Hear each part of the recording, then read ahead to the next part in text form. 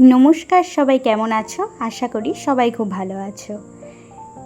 ওয়েদারটা এমন করেছে যে ভিডিও তোলার লোভ সামলাতে পারলাম না, তাই ভাবলাম শুধু একা কোনো উপভোগ করব, তোমাদের সঙ্গেই উপভোগ করি। তবে এখন কিন্তু দুপুরবেলা, কিন্তু ওয়েদারের জন্য দেখে মনে হচ্ছে পুরো সন্ধেবেলা। যাই হোক, সুদীপ তো অফিস থেকে এসেছে কিন্তু পুরো ভিজে গেছে, কারণ পরে বৃষ্টিও হয়েছিল। তো বাড়িতে এসেই বলল কি চলো একটু পেঁয়াজি বানিয়ে দাও।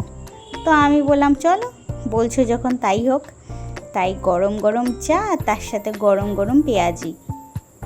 তোমাদের লোভ লাগলে কিন্তু তার দায় আমার নয়, তোমরাও বানিয়ে খেতে পারো।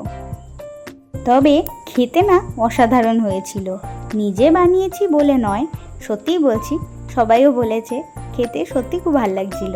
আর তাছাড়া ওরকম ওয়েদারে না এইসব গরম গরম ভাজা পোড়া পেলে মানে যদি খারাপও হয় না এমনি এমনি ভালো লাগে। সুদীপ্তর কোলে বাবান বসে বসে হাঁ করে তাকিয়ে আছে, বাবার খাওয়া দেখছে। সুদীপ্তকে একটু শান্তিতে খেতেও দিচ্ছে না, এরকমই করে অফিস থেকে আসলে ওই বাবার কোল ছাড়া অন্য কারো কাছে মানে যেতে ঠিক চায় না। তো যাই হোক, আর বাবার কাছে থাকবে তো মানে বাবাকে অত্যাচার করবে, ওই যে অত্যাচার চলছে কিন্তু ওখানেই থাকবে, অন্য কারো কাছেই যাবে না।